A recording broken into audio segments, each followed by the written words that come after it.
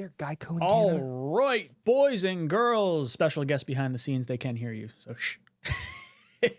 we sorry about that. We lost a little bit of power over here in the Jets Talk household, coming on a little bit later than we're planning. Boys and girls, we're going to be doing a mock draft. We're doing the Jets trading down. We've got basically like 3 hours of mock draft. We're going to have this show until 9 o'clock. Myself and special guest behind the scenes that I'll introduce momentarily.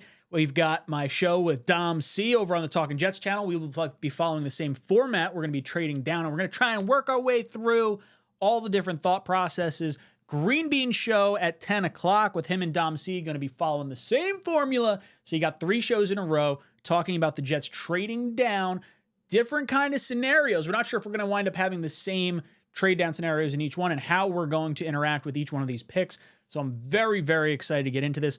Before we do, I do just want to thank the sponsor of the channel, BetUS. If you guys haven't done so already, check out BetUS. Get 150% bonus on your first deposit up to $2,000 with code YouTube150. Where is Aaron Rodgers going to be playing week 1 next year? Steelers seem to be the betting favorite.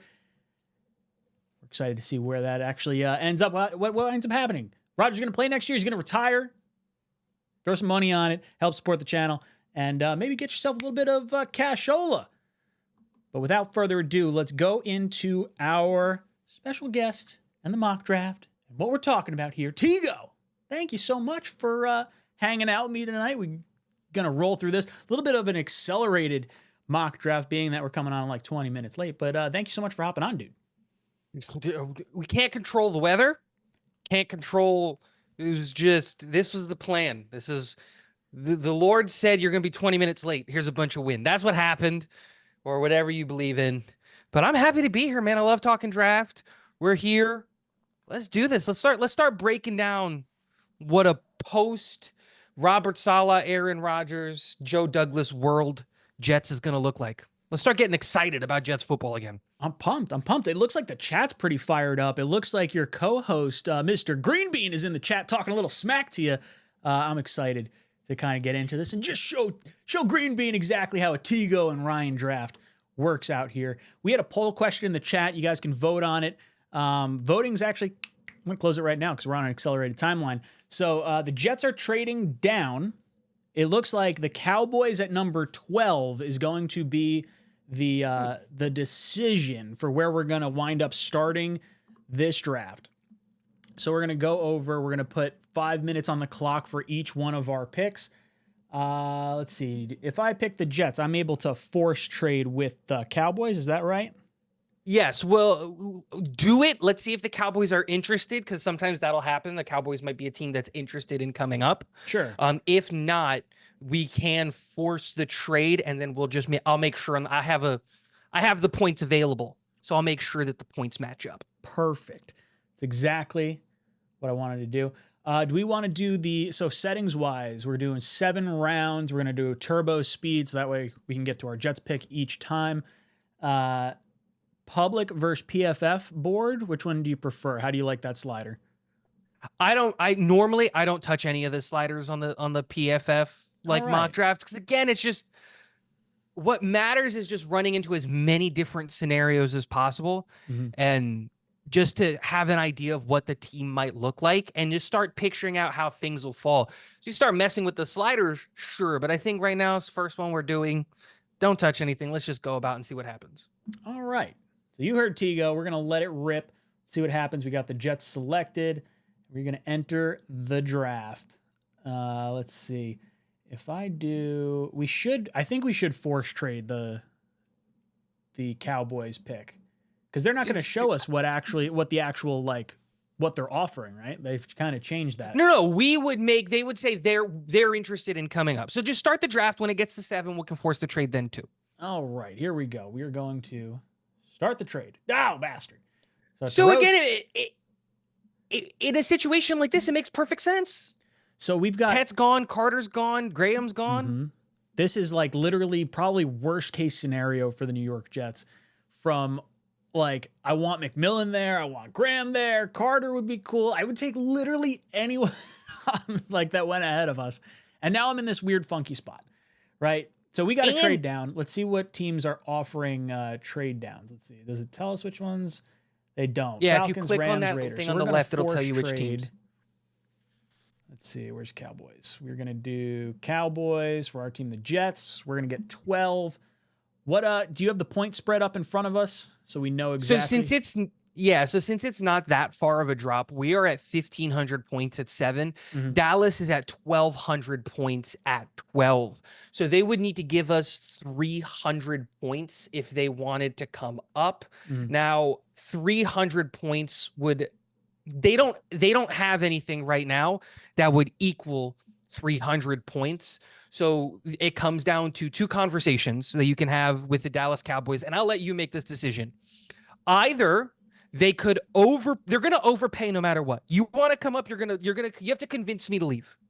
So they can either pay with the 12 pick and then the 44, which is their second round pick, which would put them over 160 points, which is about a third round pick's worth of value that they're paying extra, like as a tax to come up. Mhm. Or we have to remember that a future draft pick in the following class falls into the middle of the round a first round pick in 2026 could be considered a second round pick, the 15th pick in the second round. It's the middle of 16th pick technically, because that's how you do the points value. Sure. So either way, it would be this year's one and next year's one, or this year's one and this year's two, if you're the Dallas Cowboys and you want to convince the New York Jets to come up. Let's do that. Like to give up the number 7 pick. Let's take. I want 2 picks this year. I want 2 cracks at this. Let's say we trade down. We're giving up 7. We get 12 and 44. That's the math, right? Yeah. All right. It's an overpay. So like technically they could be like, oh, you know what? That's too much. So then let's throw in our 4th to even it out a little bit. Our 4th is pick 109. I think that'll they're still overpaying, but it's not by a massive amount. They're paying essentially like a 5th round pick to move up, and they're giving us their 2nd, and they move back all the way to the 4th. I think that's a little bit more fair. So it'll be 7 and 109 for 12 and 44. All right. So we're gonna force that trade. Cowboys have accepted, and we're going through the draft. All right. So it works out where GT, they get the running back. That's kind of what we would sort of anticipate if they're coming up to go get a guy. Will Johnson, cornerback from Michigan, goes to the Panthers.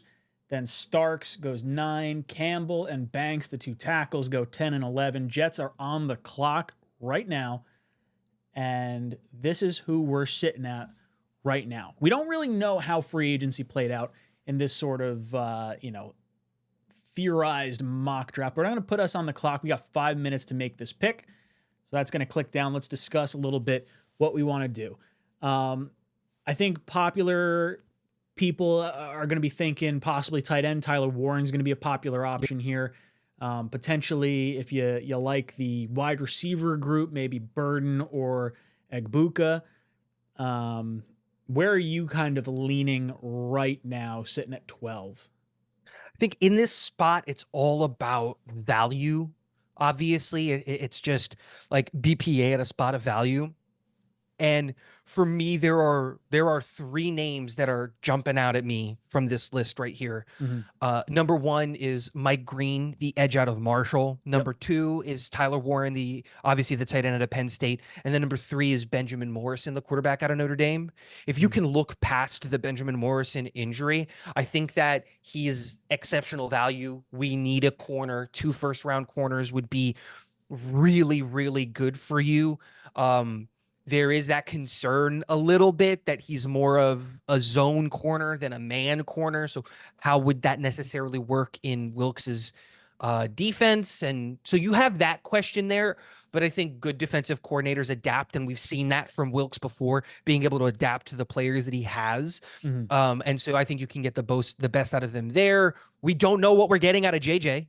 Coming back off of an Achilles, Mike Green is the one that's kind of jumping at me right now. As much as I don't love the idea of going like edge, like I really want to go receiver. I want to go with a weapon. Me too. I like the tight end class a lot. And I don't find myself gravitating towards Tyler Warren the same way, but I would understand if people wanted to go that route.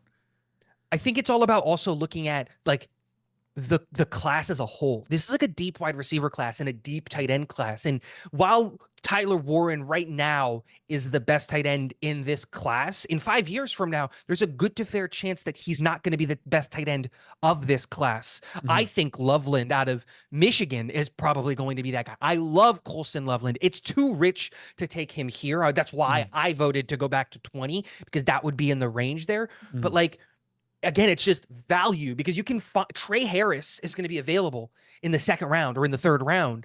And so like the wide receiver class isn't so good that you need to get one of these guys. It's not the Garrett Wilson or the Drake London class. You know what I mean? Where there's like the top is very clearly much better than the rest of the guys. And so I just start looking at it and I go, look, we have a second round pick, so we're not going to look at safeties here, and Malachi Starks is gone. There's a ton of good corners, and there's a ton of good tight ends. I'm leaning Mike Green because getting an edge with upside is a really, really, really good thing. And the Jets have had success developing edge players, and so has this coaching staff, even though they're not the ones who developed them in the past. So I'm leaning Mike Green. That's sort of where I was thinking too. The dude had a monster Senior Bowl. I think when you don't know what you have in JJ, you're hoping you get the best out of him. But worst case scenario, you're drafting a premium position, getting after the quarterback. Look at what 4 down linemen did to Patrick Mahomes and the Kansas City Chiefs in the Super Bowl. This is someone who is a very, very talented special pass rusher. I think at the very least, if JJ hits and Will McDonald continues to grow and Mike Green is an animal, you are stacked at a premium position. And that is a good problem to have. Not to mention, I think these guys can shift around and play linebacker. I think you can get all 3 on the field at one time. Remember, we're going to be thin at linebacker.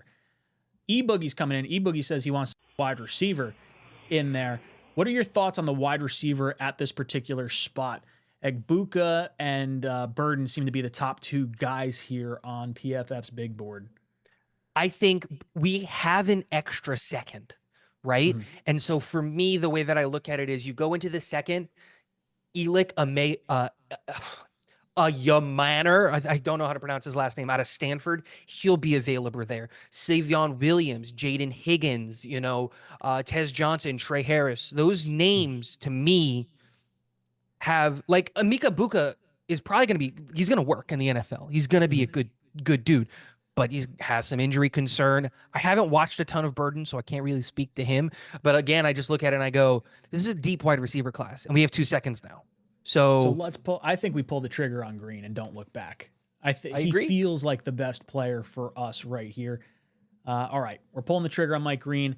Jets also have we have our pick and we have the Cowboys pick. So we're making 2 picks within the next 3 picks here. Some interesting names. Loveland goes 2 picks before the Jets. Sorry, Jack Beck. Loveland! I would have pounded the table if Loveland was here. I would have pounded the table for him. It's interesting to see who's available. Okay, so now we're sitting at this spot, and this is where I think Greenbean has talked about Jahad Campbell. I was going to say Jahad Campbell, in my opinion, has to be the pick here. He's a stud. You got Xavier. Yeah, we don't have a linebacker. We don't. Now we just made the argument that maybe you take Mike Green and you move, Will McDonald. I don't even think it's about moving anybody to linebacker. Like, you need more than 2 edges in the modern NFL. You need 3. That's what you need. Green addresses that. You're going to need a 3rd edge. And in NASCAR packages, you can have all 3 of them out there because JJ can move inside on a NASCAR package. So you forget about the linebacker conversation there. And let's just have the conversation of, let's say Sherwood is coming back or isn't coming back. Regardless of the situation, Quincy's going into the final year of his deal. Right now, we don't have at all, and I mean like at all, Jamie and Sherwood. You need, and CJ Mosley is going to come back because it costs us more money to get rid of him. But you can't rely on him to give you 17 games at a high level anymore. He's lost a step. Jahad Campbell can immediately come in at a high level position, immediately start, and he's now the quarterback of that defense for the next 10 years. Regardless of what you do with Quincy, regardless of what you do with Sherwood. Quincy's got one year left on his deal. So exactly. Quincy might be out. So like, this is very thin. E-Boogie agrees safety and linebacker are kind of the picks here. I think let's go Campbell as a kind of no-brainer pick because we got another pick in 2 selections here. And we'll kind of see what shakes out. And I think the other no-brainer pick is still there. I was worried that San Francisco might take him, and he didn't. Xavier Watts being available, that's a no-brainer pick, in my opinion. That's exactly where I'm leaning. As much as it's like, you want to help the offense and you want to help, the skill position players, being able to like round out your defense at all three levels, edge rusher, linebacker, safety with high caliber players, I would have a hard time, arguing against this. And Now, it's such a position of need. Like, that's the other thing. It's not just we're going, oh, we need a safety, let's take a safety. I think Xavier Watts is an incredibly good player. And if you're going to be following the mock draft and like scene, and you see like 3-round mock drafts, do not be surprised if you see the New York Jets taking Xavier Watts in the second in every single mock draft. Because if he's available, the Jets should take him because he immediately becomes your starting free safety. And we don't have any safeties on the roster, and we don't need to bring anybody in. And I think that this is going to be an offseason where we're going to see money spent on the offensive side of the ball and draft picks spent on the defensive side of the ball. And again, this is just rounds 1 and 2. We got an extra second. We can load up the defense at all three levels where we need help. And then in the third and in the fourth and in the fifth, you can go get your right tackle. You can go get your tight end. You can go get another wide receiver. You can start doing those things. The only other thing that I'll throw in here is I know we need a safety, but I do think that there might be some value in looking at the wide receivers and seeing if there's any wide receiver that jumps out to you. I don't think there will be, in my opinion, but that is such a position of need as well that there is at least, you have to at least have that conversation. Is there a body type that you're I'm thinking like a bigger body dude just to complement Garrett and I want 6'1", 6'2", So let's look at wide receivers here. How tall's Higgins? 6'4". Like Savion Williams out of TCU is another one of those guys where you're just like, dude, he's massive kid. 6'5", 225. And has an incredible contested catch rate. I think it's in the 90s. So like 88. Oh, it was close. So he catches a lot of stuff, like just wherever it is around him. And it's just, so like, you got to have that conversation as well about like, what is he going to do? The only concern with a guy like Savion Williams is at a TCU versus the competition that he faced, you'd expect him to get more production. And I think he's never eclipsed like 600 yards in a year. I can't see. It's kind of blurry. Okay. So it's just like, what are you getting out of him there? And so I think that's not enough for me. Yeah. I would go Watts and see if you can get Trey Harris in the third. All right, I can live with that. I think safety to me, I mean, as much as I want to like, round out the wide receiver room, I feel like you can almost get similar production out of like a Breece out of the backfield and a tight end and Garrett and Corley on the field. We're going to be thin, but I like your mindset. So let's go Xavier Watts here.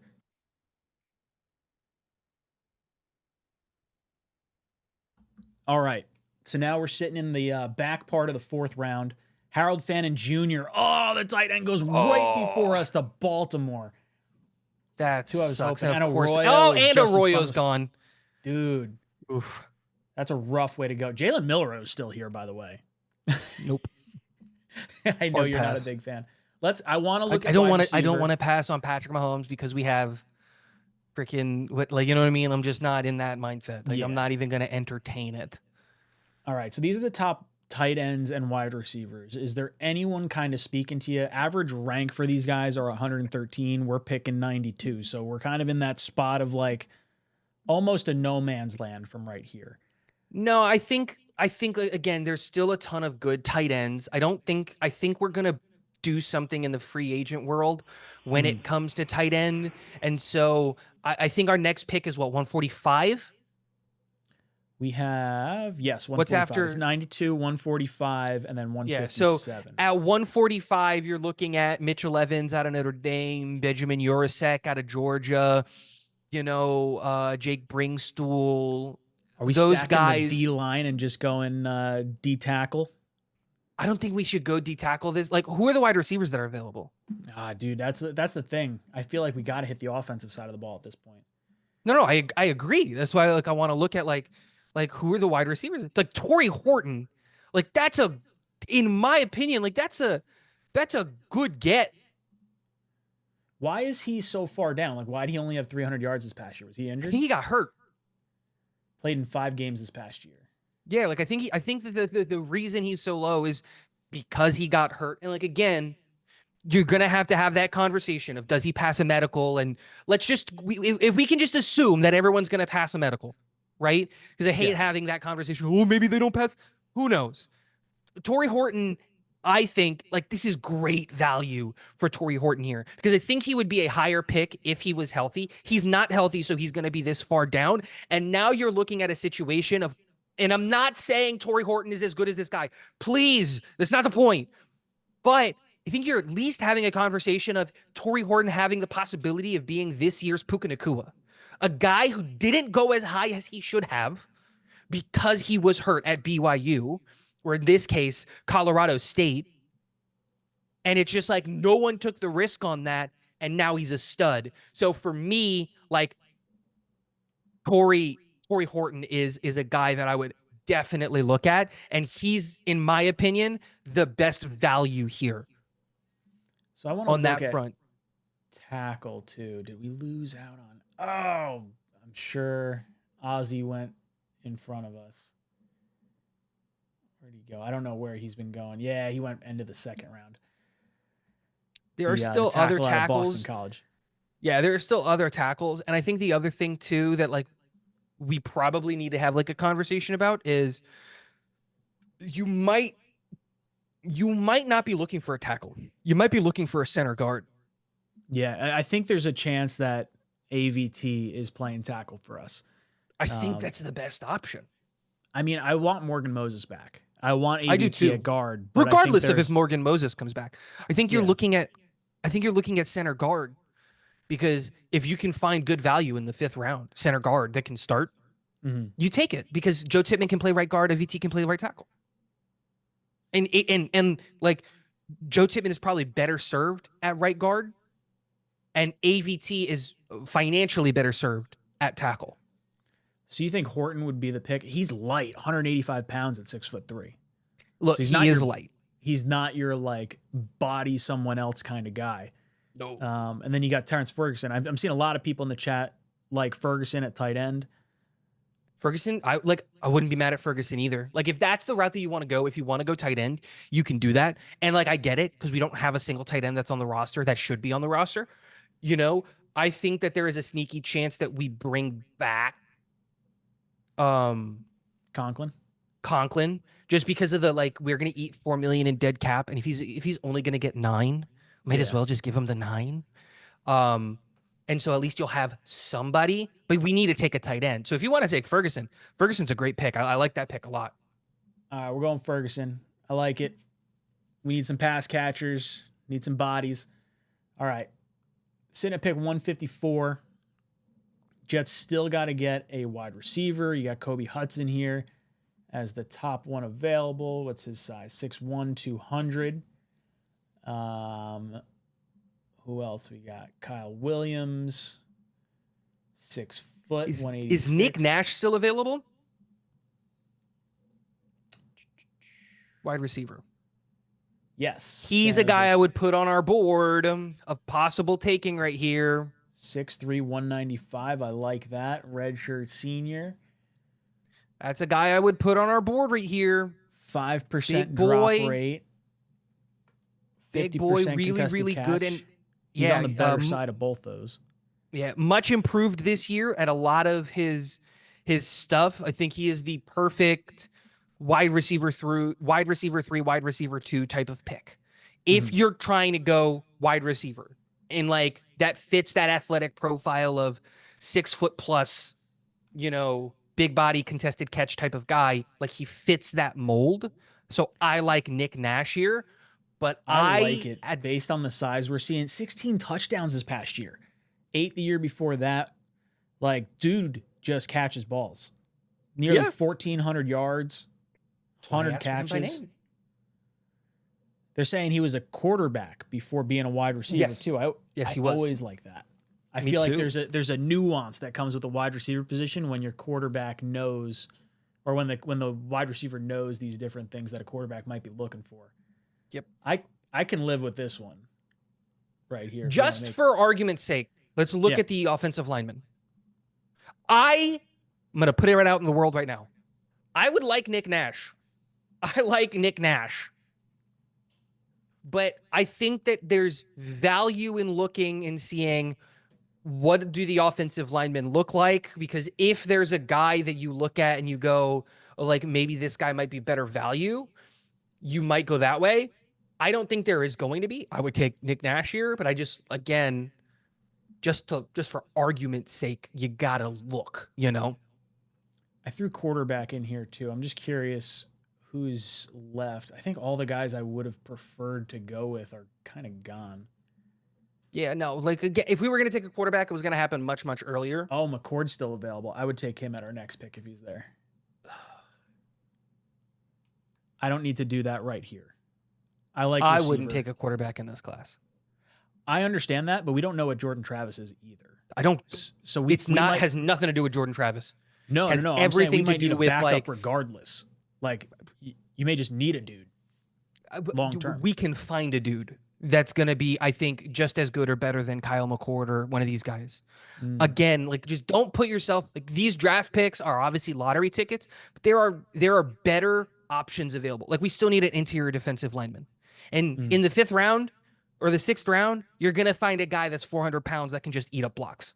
You're going to find Green Bean's next favorite player there, because we don't need a ton of, like, skill and athleticism at that position. We just need, are you massive and can you take the guard in the center and make them kiss? That's it. That's all you need to do. Just eat up space. Can you do that? And this is where you find that type of player is in this area. I'm still Nick Nash here. I looked at the interior offensive linemen. There's not really anyone that screams to me that's, like, available, and, like, we can get, like, a guard later, but that's what I would do. Top interior guys, you got Seth McLaughlin, Connor Colby, Tyler Cooper, Jonah Mineham, Jake Majors. I agree. I think Nick Nash is the way to go. We need wide receiver help in the worst way, and when you start dipping too far down in this draft order, I think you start playing with fire. At least this kid's produced the last 2 years, and he kind of popped off this year. So I think Nick Nash is probably a sound selection here. All right, we got pick 157.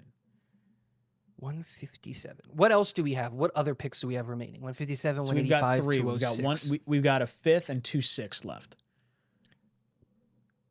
So now the board is wide open.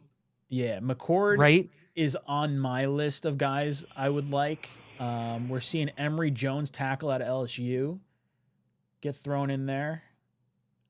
I don't know, dude. Nah. Lots of right tackle snaps, but a lot of meh production.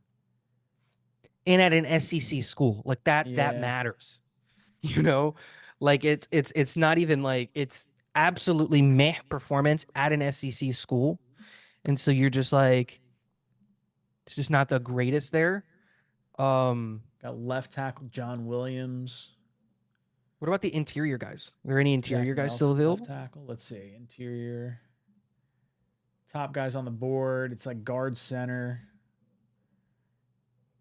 Got Seth is a straight center for 3 years. Connor Colby played right guard. Played a little right tackle and left guard. This guy's got a little flexibility. Because Colby is a guy that you could intrigue me with. Yeah. Just because, like, I like his measurables. Big dude, can fit there at guard. How about this? Jonah Monheim has played left tackle, center, right guard, and right tackle. He's given up 2 sacks in the last 3 years. At USC, which is basically just, especially last year, which was just try to hold up protection for 6 seconds because Caleb Williams is going to run around and dance and pirouette and do everything that he can to just throw the ball 70 yards so that he gets drafted first overall. And it worked. And he still only gave up 2 sacks. So, like, this is a pick. This option. This is a pick to me that, like, this makes a ton of sense. Not to mention, This is just a good value pick. You only have John Simpson for one more year right now. You don't know what AVT is going to be if he's going to come back. Like, I don't think you could go wrong on the interior part of your line. Like, I mean, heck, you could even talk, yourself into like Tippmann kicking out to guard at some point. Like, having interchangeable guys, especially with positional flexibility. Now, I don't know if we know what his wingspan is. I don't think they tell us that here. No, they don't tell you there. That would be I nice would to take know. him with the idea of he's never going to play tackle for you. Okay. Like, I think that's a thing that you have to understand. He's an interior offensive lineman, and he can play any of the 3 positions in the middle for you. He's never going to play tackle for you. So don't draft him with the idea of, oh, he can play tackle. No. Mm-hmm. He can. I can also play quarterback for the New York Jets. It's not going to work. It's Nate just says Mineham was so bad at the Senior Bowl last week. That's interesting. I have not kept up on him whatsoever. So this is kind of how I'm learning about this. Sam says, in a very deep D tackle draft, why are we not addressing that need? You could look I can tell you why. Because it's so deep. I haven't brought it up because the next pick, I'm going to pound the table for Jamari Caldwell. Okay. That's why whoever would just send the super chat, I didn't get to see the name, because for our next pick, I'm not going to let him not take Jamari Caldwell. That's why I'm going to bully him into taking Jamari Caldwell. So I guess where are we on O-line? Are we taking the positional flexibility of a Jonah Mineham and hope that the Senior Bowl was just a one-off scenario? Or are we going with another route? What other positions other than... I would still go Colby personally. Played almost all of his snaps at right guard. Mm-hmm. This is the guy that I think would be like a good kind of piece, because I think like he has like a relatively good floor in terms of just like run blocking ability, and he's going to need work elsewhere. But I think if let's say you just put him in at right guard, or even let's say he's the backup. I want to bring Morgan Moses back too. Run it back. So even if that's the case, you have like, I think people are trying to find a starter here for like this year. No. I think the best way to look at it is just get him in the system, get him to NFL snaps, get him to take one-on-ones against Quinnen Williams so that he knows he's not NFL ready. And then next year you have a conversation about him coming into your offensive line. Mm-hmm. Like, that's the way. He's the Wes Schweitzer replacement, not the Morgan Moses replacement. That's the way I look at it. You know what I'm saying? Well, you've talked Wes is gone. into it. You've talked me into it, because clearly Green Bean is like he's totally off the Wes Schweitzer train. So we gotta appease the Green Bean here. We're gonna go. Because that's what we're looking for at this point in the draft. You're trying to find guys that can maybe become starters. That's what you're advocating for. That's what you're looking for at this spot. And I think Connor Colby provides you a high enough floor at run stopping that you can maybe convince yourself of that conversation. We're not even talking about it. This is the big fatty. You passed him. From Oregon, right there, Jamari Caldwell. He's gonna be a New York Jet if I have my things about it. He's like literally everything that you want out of an interior defensive lineman. He's not super tall. You don't need him to be. He is 6'1", 340, 497,000 pounds, and all he does is just eat blocks. Dude, look at that pass rush win rate. 9.6, run stop grade 7.5%. He's in the blue and everything. Those of you guys that want PFF, just fucking blew it up. Timeout. He's winning his pass rush win set because he's just stronger than his competition right now. Mm-hmm. So like, doesn't really come with like a pass rush plan. It's more, you're not stopping all 340 pounds of me. So like, excuse you. That's more of what it is. Might be different on the NFL level. Yeah, you get to the NFL and you go up against Osiris Torrance, who is also 340 pounds. And it's just like, yeah, immovable force meet like unstoppable object. Like, you're just gonna. So that's my thing. But you need a big fatty. And like, this is the right area to do that. And Jamari Caldwell. If McCord's available at 206, I might be taking that one. But you've talked me into Jamari Caldwell. I think I know you don't want quarterback, but like, don't do it. There's no point. It's a waste of a pick. Jamari Caldwell will play snaps this year. I'm not. Like, I'm not good against snaps. Caldwell. I'm not against Caldwell. I'm taking Caldwell here. We're going this. Bastard. He's off. McCord's got Good. it. We don't need a quarterback in this. Okay. You want your okay. quarterback? Take Tyler Shaw or whatever his name is. He's got some traits. Got traits. What's he got? He's got 6'5", 225, 25 years old. I don't know. Here's You my know what? thing. I'm thinking quarterback's not really in need right now. I wanted either. the flashy name from Syracuse. I don't think so either. That's why I didn't advocate for a quarterback at all. Because I just don't love the value in this class. Ryan Yep. Fitzgerald? Yep. That I've had him in like every mock draft so far. I feel like we need a Yup. kicker. Make it happen. Don't All gotta right. convince me. You think I don't think Bengals are upset with McPherson. I don't think Buffalo's upset with Bass, except for maybe this year, because take What it. do we get? We got a B- here. Look at that.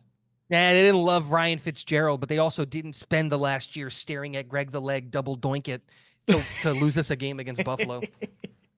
All right. As far as like this draft goes, heavy defensive presence in the early rounds. But you got to revamp it. Like what we said, no safeties. You got an edge that's got a blown Achilles that you're trying to come back from. You're hoping he's going to be everything he can possibly be. But like you're getting a dude that you're hoping would fill that, like what we wanted Hassan Reddick to be. Campbell, day one starter. Xavier Watts, like we said, no safeties available. Like that, to me, these first three picks are starters. And possibly by virtue of like the thinness at the tight end room, depending on what happens with Conklin, Ferguson may wind up, fitting in that role as well. I think I think what we got is a draft like just of how many players did we get? 1, 2, 3, 4, 5, 6, 7, 8. We got 7 players that'll play significant snaps in the NFL for the New York Jets in 2025. Because I think Mike Green will be a excellent rotation come in for edge snaps when you need him. I think Jihad Campbell, Xavier Watts start. I think Terrence Ferguson is your first tight end after Conklin when he's coming in. So he's like your 12 personnel. And Detroit ran a ton of 12 personnel, and Engstrad is probably going to bring that mentality with him coming in. I think Nick Nash immediately comes in and starts competing for wide receiver 2 because we don't have one right now. And if we sign one, cool, then I think he's your wide receiver 3. I already told you I don't want Connor Colby to start. He's a developmental, he's your guard next year, kind of. That's how I was thinking on it. And Jamari Caldwell immediately starts rotating with, I'm gonna say it in every mock offseason that I do. I think Levi Onwuzurike is coming with 100% from Detroit. I think he's coming from Detroit. I think he's coming. And so now you have an interior defensive lineman group of Quinnen Williams, Levi Onwuzurike, Jamari Caldwell, and Leonard Taylor III. I'm totally happy with that. Do you think we get Carlton Davis too? If this is the way that the draft played out, it's because we got Carlton Davis. Yeah, because we didn't take a corner. No, we don't have a cornerback too in this scenario, and that's without us knowing free agency, obviously.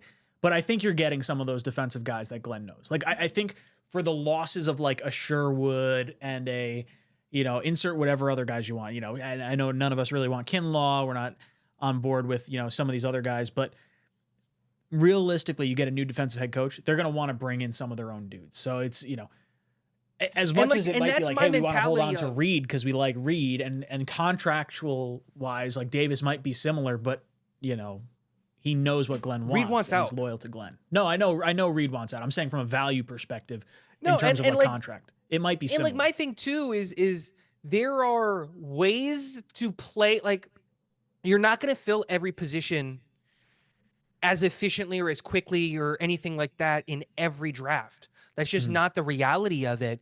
And so like one of the things that I think people might need to like get okay with is this idea of like, okay, if we go for if we go for Davis, the cornerback, right, that comes from Detroit, it's a great move. But understand that we're probably going to have a less than stellar second safety because you can't do both. Or like if we go out and let's say throw big money at Justin Reed, which would be dope, be a big fan of that. Expect Brandon Eccles to get like a 1-year, $3 million deal as like a prove it kind of thing. And I'm not against that, but like we're operating on relatively limited money. So you just got to find value on what's going to be the biggest add this year. We probably should have talked about this. How much financial wiggle room do you think the Jets are going to have now that we're moving on from Rodgers? In theory, no Devontae, no Lazard. We could be looking somewhere around $70 million in cap space for this season. Do you think we're going to try to retain some of our own guys? Like, is that $70 million? Are you doing a post June 1st on Aaron Rodgers? You are post June 1st, Aaron Rodgers. That still gives you like $140 million in 2026. No, totally. But like my thing is like, so you're only getting that money after the first and second and third wave of free agency. So like where I don't think that's true. that I think if you post June 1st cut, you do get that because it gives the benefit to the team and the player for them to be able to sign. No, it gives the benefit to the player. The cap relief only comes on June 1st. That's why it's called a post June 1st cut. But that's all right too. I feel like most deals are kind of like future proofed anyway. So what happens if we post June 1st cut Rodgers? Do we get Am I on? Dom, you get a very limited. You're behind the scene, Dom. You get a very limited. You get some cap space now, and then the full cap space that you're supposed to get comes in at June 1st. So it's delayed. It comes in 2 waves, but the biggest number comes again. Either way, you can do the whole situation, and you can have like a handshake deal and says like, "Hey, dude, relax, don't go anywhere. We'll give you the contract June 1st. We'll make it happen." But I think that would only really matter if you're doing 1-year deals. Because if you're doing multi-year deals, which is something that you could do, if you're doing multi-year deals, you can just give a bunch of people multi-year deals, and in the first year be like $5 million cap hits. Yeah, you cares, keep it right? lower for year 1. Yeah, you do $5 million cap hit this year, and then like a 12 next year when we have the cap space. So would you give us a B on this? It looks like the chat's giving us a B. We've got 47% say B, 28% say C. We got 15% give us an A as far as this goes. And then you got 11% giving us a D. Look, I'll be honest, I don't want to really trade down. But if we got an extra second round pick and we're only going down 5 spots, it'd be hard to like kind of complain too much with that. Tet McMillan was off the board. When we were up at pick number 7, it wasn't like we passed on Tet. It was, oh no, Hunter's gone, Carter's gone, Tet is gone, Graham is gone. We're sitting there looking at Will Johnson. So we moved back to 12. We got Mike Green. Tyler Warren was on the board. Could have made that selection. Could have made a few different other moves throughout this. But I'm happy. I think it shores up the middle part of your defense. I think it gives you some high upside guys in Ferguson and Nash. And then you got some depth players on the line to fix out the trenches on either side. And you get your kicker. Even though PFF doesn't like us doing that, we got our kicker. I gave it a B just because, again, like, I still can't wrap my head around the idea of a team trading up in this class. Like, the Cowboys are dumb. Like, the Cowboys are the perfect example because the Cowboys are dumb enough to trade up for Genty, even though they would have most likely gotten Genty at 12. But, like, Uncle Jerry is Uncle Jerry, you know what I mean? Like, you give him a couple beers on draft night, he's going to be like, go get the kid. Need a running back. I need the running you back. See Saquon? Saquon just won with the Eagles. I got to get my Saquon. You know, like, I can see that. And especially in that situation, Tet's gone, Graham's gone, you know, all of those guys are gone. And it's just like, are you really going to reach for Warren at 7? Ceiling. For Johnson at 7? Are you going to reach for, like, you know what I mean? There's just some situations there where you're just a little bit like, not the best. I understand. Chat gives us a B. We give ourselves a B. Tigo, before I let you go and we move over to the Talking Jets show with myself and Dom, got anything out there to say to the people in the chat? Whatever you and Dom do next is objectively wrong, and Green Bean is always wrong. Boys and girls, we got like the next 3 hours. You got 1 hour of me and Tigo. You got an hour of me and Dom C coming up, running the same sort of mock draft. We're talking trade down. Want to see how we handle it. Myself and Dom, and then Dom's going to be live with the 10 o'clock mock with Green Bean. Tigo, thank you so much for helping me out tonight. Boys and girls, before we go, I do want to thank the sponsor of the channel, BetUS. Get 150% bonus on your first deposit up to $2,000 with code YouTube150. Head over there, bet on which team Aaron Rodgers is going to take snaps for at the beginning of next season. Steelers are in the lead right now with an even odds. Is he going, hanging out with Mike Tomlin? Is that where it's all going to go down? Let me know in the comment section down below. This was Jets Talk and Tigo doing a little mock draft. We'll be back next week with another version of a mock.